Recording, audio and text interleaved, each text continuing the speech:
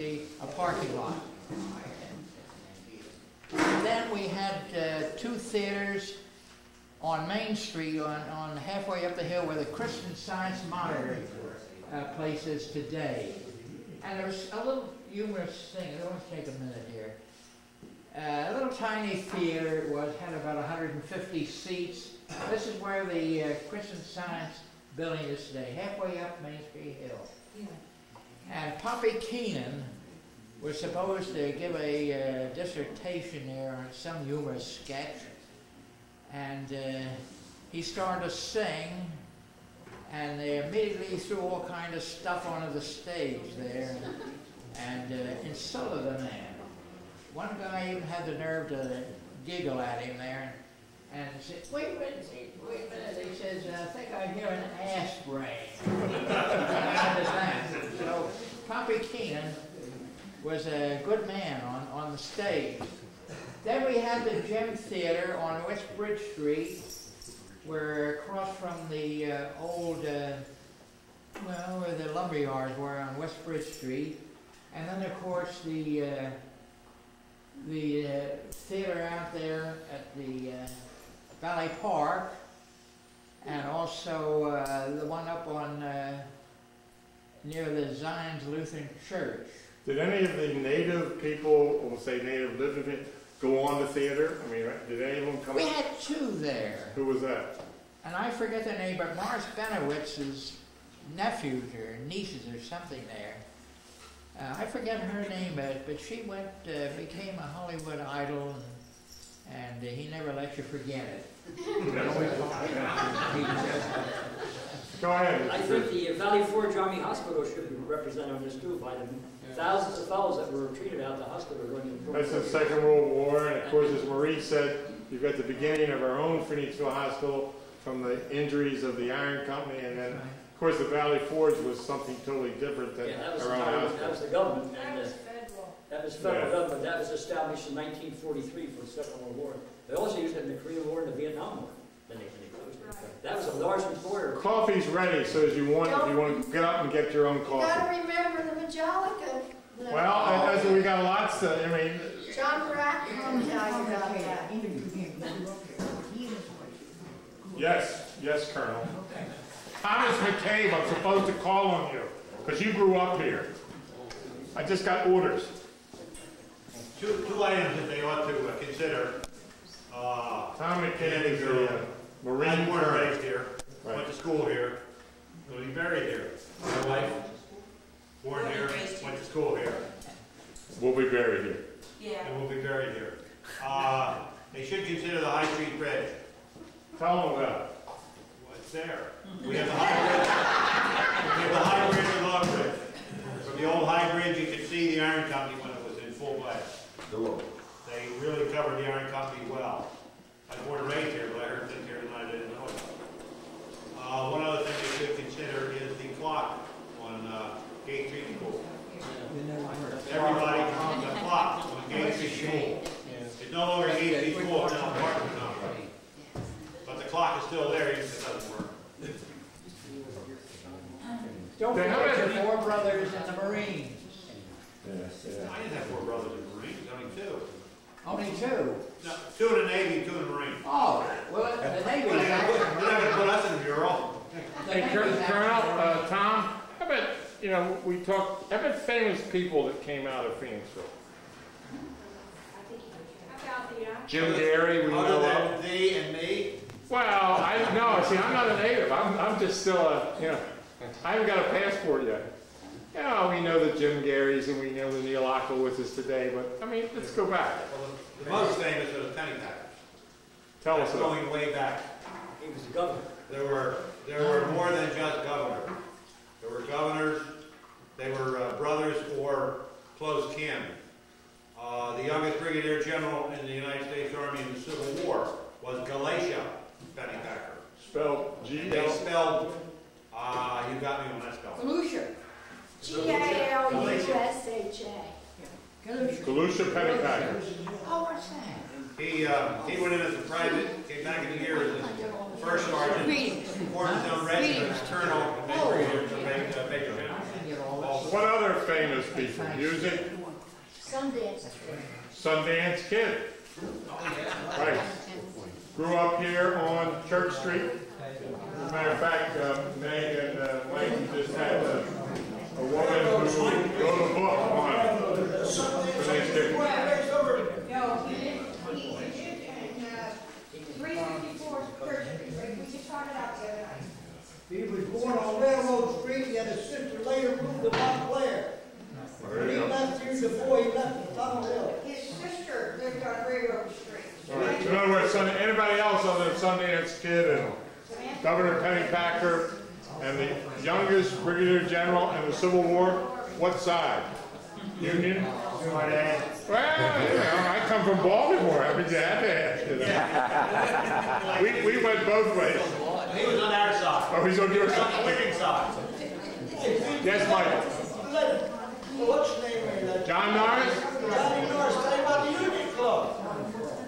Football team. Well, that's another, the whole sports. Yeah, we didn't talk about sports at all. Well, the story that I have, and I tell them, is that actually the book that Wayne Jones and Tuffalero wrote about the idea that the Union League played Canton Bulldogs, beat them.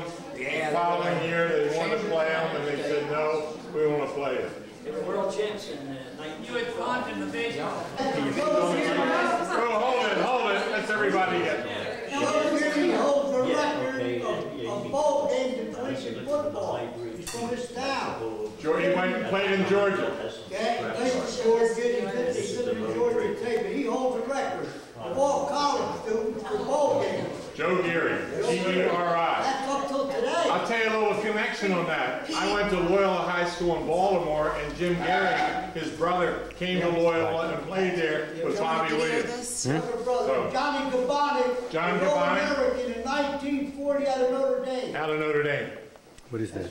Right lady. Yes, Mrs. McKay.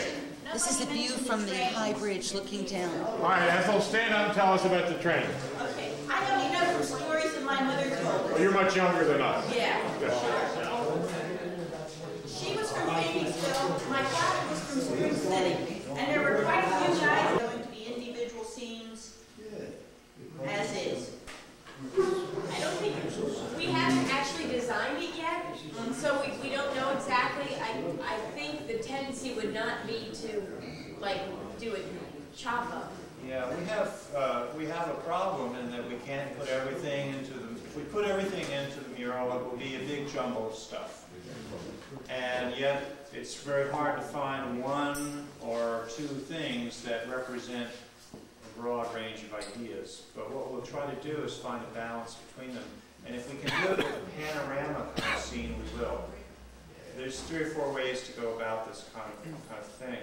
Well, would you say, Michael, that the family, the iron company, the bustling metropolis or city, would weave something, basically theaters, churches, Ethel's story of the train, people going through, I just... Yeah, one of the things I was interested in hearing is, for example, it doesn't have to be a big deal story, but I was wondering if there are stories about crises in the community, the mill, the community at large, where people pull together and solve some problem that had a particular moment in time. And again, it doesn't have to be the most amazing story in the world, but moments like that, if they're represented. Was there ever a flood? Yes. Alex didn't hear I was in Chicago. Alex Kovach didn't hear you. He was outside. Alex? Alex, the question is that Michael asked that he was, from what we said, he was wondering if there was any crises that everybody joined together as a town and answered a crisis. World War II. World War II? Everybody turned out. Scrap drives, air raid wardens, everybody went to war to save your toothpaste, save your grease, you didn't your ration shoes, That was the biggest thing in the world. Patriotism, which is, once again, is patriotism, once again is the Iron Company, once again is the Valley Forge Army Hospital. In other words, that whole, any other crisis. Yeah. There may have been a crisis when unions came to Phoenix Army. That was a very traumatic time when Mr. Union. Mr. Union, what was your remark?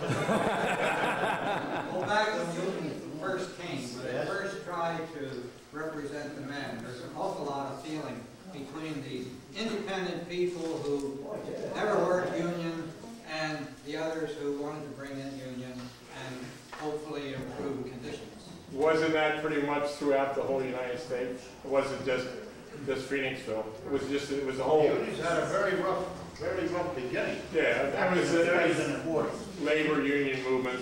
It was the same way Jimmy Hoffa. in the steel plant and the steel mill in Phoenixville. Yeah. So there's and nothing. People who wanted to work and didn't want to belong to the union, and you had fellows who Yeah. felt strong about the union. They were But I wouldn't say that is just Phoenixville. You'd have to. Yeah. Pittsburgh, Philadelphia. Oh, yeah. We're really looking for Phoenixville. John, or no, go ahead, Joe. I talked to a man today who wanted to make sure that people didn't forget the bridge company, because the bridge company, the iron company without the bridge company would not have had the reputation that it had, because the bridges that were built were known all over the world. Yeah, they do that. Now, Well, you're back. about that. You're back. You're talking about it. Help me. Late 1800s. No, even up to the 30s and 40s. Don't confuse the issue. 1880 they started building a bridge. Okay. They built them all over the Don't say anything about the Canadian bridge. No. We spent a whole evening on that here. So that's over with. Okay, Michael. But since I worked for the bridge, since I worked for the bridge company for 26 years, I got to know quite a bit about it. And when I was office boy, I used to gather up some photographs that were over here and over there and put them in a drawer and try and preserve them. And there was a considerable prestige to the Phoenix Bridge Company. They had offices, Phoenix Iron and of course Phoenix Bridge being sister companies.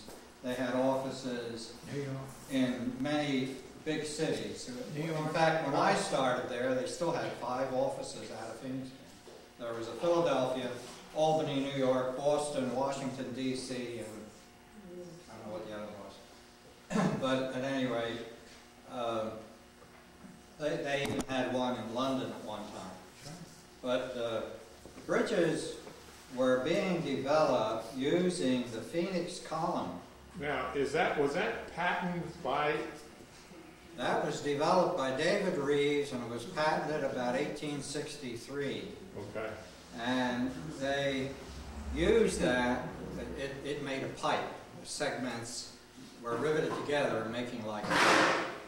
And between using the Phoenix column for compression members and eye bars for tension members, they made trusses that were pretty efficient. And at the place where these came together, they had castings where at each, where you have a vertical member, say, and a horizontal member and a diagonal member, there were castings and pins in there to hold all the different pieces together. They didn't use riveted connections for those joints that they did later on. I think Lois has a picture of the Phoenix column, so we could show the artist that. So at least One of them right in there. You saw it, yeah. Okay. Now when we say that it was a famous company, they built Kinzua Viaduct up in Upper Pennsylvania over a very deep ravine. It's over 300 feet high, and also the Kinzua. okay. What other, I mean, we've gone with the iron and the different industries and the retail market and the trains and the theater and the churches we started on, but we really never got, except that this was the first this spot was the Mennonites, is that correct? Right, my gentleman. Mennonites, and the first religious service was held on this spot. It's the oldest church site in Phoenixville. St. Mary's, Michael, was started when? About 1849. 1849? Okay. So, and that was probably the center, the first Catholic church, Roman Catholic church? Yes. Where was St. Anne's? St. Anne's came later. Go ahead. Either one. Well, this might be of some interest. What's that? In 1918, we had a very, very bad thing here in Phoenixville called the influenza epidemic, in which more than, maybe 150 people died. They couldn't make the caskets fast enough. They were piled up there, but this is what I want to bring out. My sister, who is 95 years old, still living, but in bad shape, and her cousin Loretta Coffin are the last two surviving nurses to take care of the sick people that were dying from the influenza. They're the last two people still So once living. again, that's a connection with the hospital and that. Okay. Yeah, they were the last. So we can say, yes. When the church is how far back is the Friends Meeting House out at Corner Stores? 1826. Pretty far back. Yeah. We're trying, okay. I have a question. Well, you already answered it, that the mercantile center, I was amazed, went as far as Swanksville. You know, I mean, that's an awful big area to attract there. Yes. This was also the center of the farming community. Right on Bridge Street, we had places that sold the farming goods. When I was a kid, Mr. Wansley was the postmaster. He had a place on Bridge Street. You went there and buy all your harnesses and things for the horses and cows down here on Bridge Street. It was the center of the farm community. Okay. And that's why they had the railroad up through Kimber and Chester Springs up to Anselmo. The farmers put their produce on it and took it down to Philadelphia, down the market. Their cows, their milk. And then we had the meat industry here. We had the Wylands. And Roberts. And Roberts was Kimberton. And you know. We forgot about to talk about the sports. We didn't talk about the sports. You know, Phoenixville was a sports town from way back. Brad can tell you about that. Yeah. I think at this point we're probably going to try and end this up somewhere on the far side of 9 o'clock, right? And I'd like to ask Mike and Meg, I'd like you to ask the questions then. All right, can we have quiet and let's give all the attention we can to Meg? Lois, please. Yes, sir. Sorry, thank you, Michael. I feel like we're in school. Yeah. But he's a teacher. It's just interesting. I keep hearing about how the town was like north and south, and it seems like there were very specific sections. And I was wondering if, like, the people who lived in each section had, like, I wonder, like, who's, like, what Well, they as we said, specifically. the Irish started building the canal. They were replaced by the Italians, and the Irish moved to the north side. Okay? Is that correct? Yeah, but people who lived, did anybody live in the sections? Yeah. He lived I a mean, little bit. who's here in this room? Like, is it still divided up in sections? Or? On the younger generation, you take over the hill, for instance, on the north side. Right. You go on the now, if you go right down State Street, that's where you'll find all the Polish people. If you go towards the firehouse, you'll find all the Irish people. If you go maybe a block or two away, you'll see all the Ukrainian people. That's all the north side, right, Mike? Well, so, see, 90% of the people over here were born and raised over there. Now, So is now that make sure on the west side. South side of town, then you'll go to Hall Street, Wallace Street, East Morgan Street. Who is that? You'll find the Slovaks and the Hungarians, Polish, some Polish.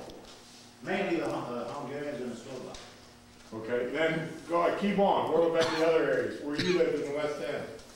What was that name? Was that? That was sort of a mixture out of the West End. Yeah, there wasn't any. So your ethnic. I think Meg's question is. Well, Meg asked the question. What was it like to live in Little Italy? If I call you Pete, I don't care in front of who. It doesn't have to be Carmella, because she gave me a lot of shots. If I called you Pete, you were older than I was, I'd find myself on the ground. Mister, or uncle. That's right. Let me tell you a story. I'm 32 years old. I got 2 kids, and my Uncle Frank walks in. And everybody knows Sludge. The Sludge. What's it, how do you spell that? I don't know how you spell it. And I'm sitting with my mother around the kitchen table. At 32 years old. At 32 years old. And he comes in. I said, yo, Sludge. And the next thing I knew, I found myself on the floor. I said, what do you do that for? You know what she told me? That's an old Sludge. That's a Uncle Frank. Did your mother hit you? That's right. And any other, there's very few today. You were born with respect, even though there's times when you didn't show it. You got a shot, and baby, you knew you got a shot. Yeah, what her ass. Right. Mike has a question. These different groups, when they went to work at the steel mill, for example, were there even later where they divided, where different groups had different jobs, or did everybody mix in terms of labor? Oh, They mixed. United Nations, they mixed. Same way in the schools, they all went to the same school. That's nice, that's nice. Sometimes it sounds a little bit like everybody was And that's one of the reasons I moved to Phoenixville, because I grew up in a Catholic ghetto in Baltimore, and I wanted my kids to go to school with everybody. And that's why I live in Phoenixville. I've never moved. She's right over here. You can sit down, but you can sit down.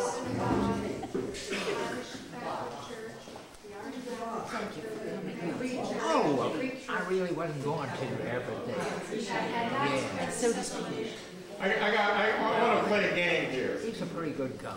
I want to put you back in memory. We'll say 46. Peace, war's over, and it's Christmas time. Just stop for a minute. 1946, Christmas.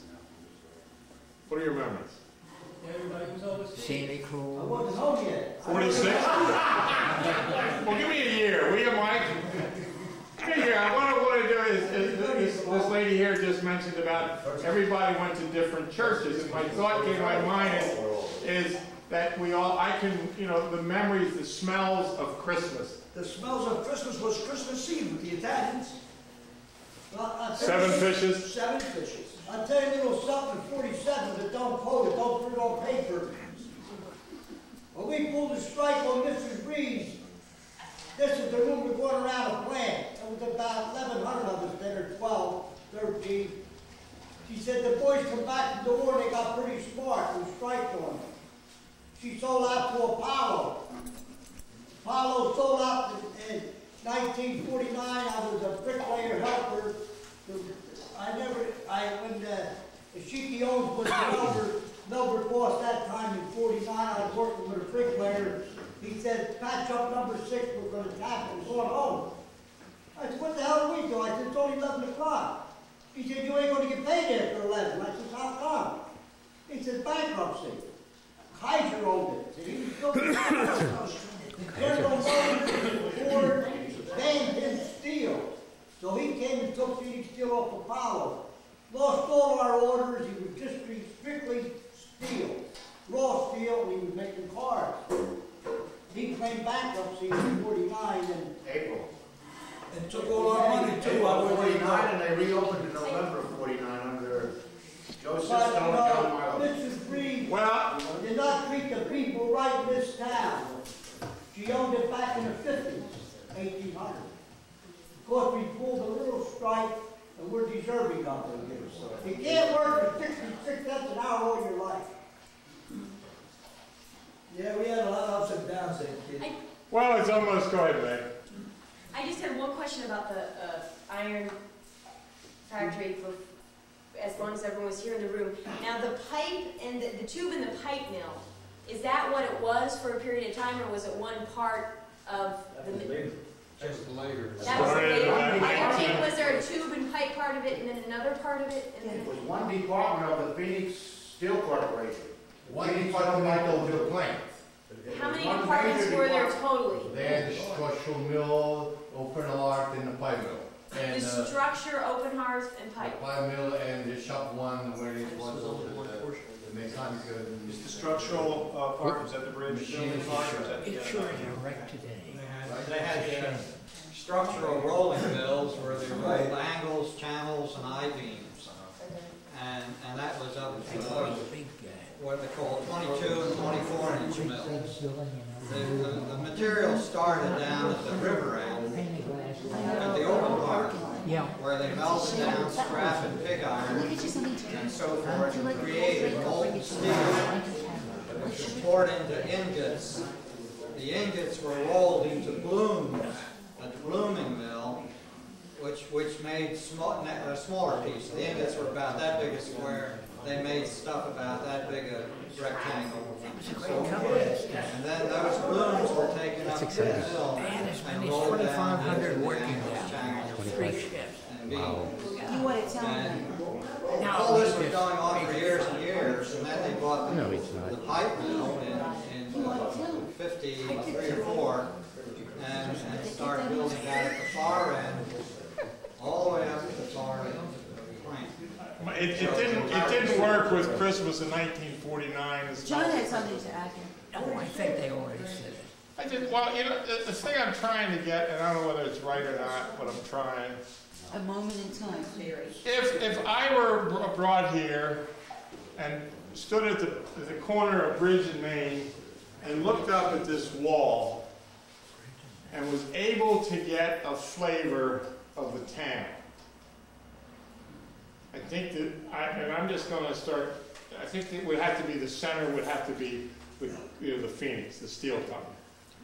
But as Jack says, we have the sports over here, we have the theater over here, we have the farming community over here. I mean, it really, but that's going to be very difficult for us. In other words, I think Barbara's concept of the mural is to give someone, make a focal point of Phoenixville, of what it was and what it could be. Is that right?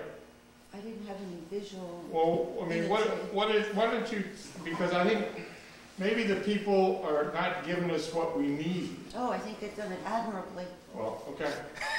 No, Okay. I think that the one thing too is that no matter what story it is, everyone all has in common, like bustling. That it was so thriving, and one person says it was the hospital that was taking care of the other one says it's the iron. It's just the fact that, and I think that's a really important thing about it. It's nice to hear everyone has such good. During the Civil War, it was the second largest town in Chester County. But I still think that there is, this gentleman, your name again was? Yeah, 1946, I can tell you, 1946. But, Kentucky strike. but your name again was? Magazine. No, this was. St. Anthony. Anthony Cianci. St. Anthony, I think really, I mean, even though we talk about, there still is, to the old iron people who worked at the iron company, there is a loss. You still feel that you were duped, whether it was by management or business or whatever, you still feel a loss. Yeah, Is that correct? I'd like to say something, just one word. Go ahead. They had an owner down there, but I never worked for him. Thank God I retired before I worked for him, man. He's Donald Lipton.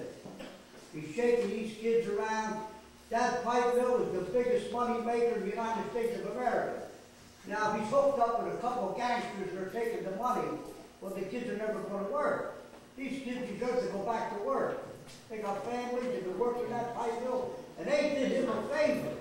They took a decrease of $6 an hour with no union.